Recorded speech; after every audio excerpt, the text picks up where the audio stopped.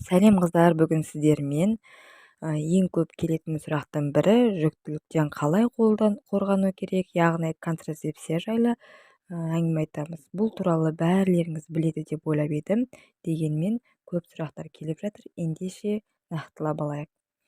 Контрацепция бұл үнемі және кездейсоқ жыныстық өмір барысында қалаулы емес, яғни жоспарламаған жүктіліктен сақтайды.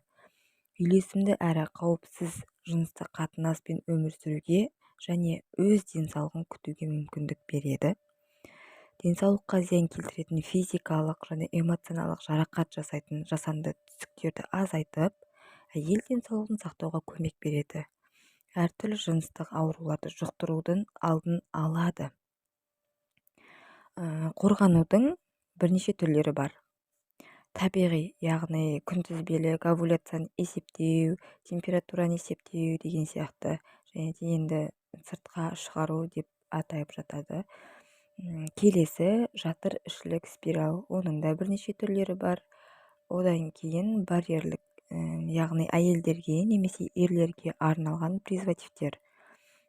Келесі түрі гормоналды, және де химиялық деген бар, хирургиялық, яғни түтіктерді байлау, аналық безі алып тастау деген түрлері бар.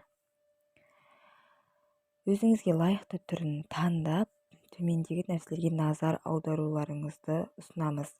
Тиімділігіне қараңыз, қолдану жолының жеңілдігіне, қайтымдылығына, кері әсеріне, жаңа мәселелердің аз болуына, бағасының қол жетімділігіне қарап таңдағаныңыз дұрысырақ. Құрметті әйелдер қауымы, әйтеуір жүкті болмасам болды деп, көтеріп қалмасам болды деп, түрлі заттарды қолданып, денсаулығыңызға орасан зор зардап тигізіп алмаңыз. Себебі әр қайсының, жоғарыда айтылған жолдардың әр қайсының өзінің бір зияндары бар, өзінің бір минус плюстары бар. Сондықтан қолданар алдында бірінші дәрігермен кеңесіп, нақтылап ары бері зерттеп барып қолданғандарыңыз дұрыс. Келесіде әр қолдану әдісінің, яғни қорғану әдісінің артықшылығы мен кемшілігін талқылайтын боламыз. Бізбен бірге болып каналға тіркеліп кетіңіздер.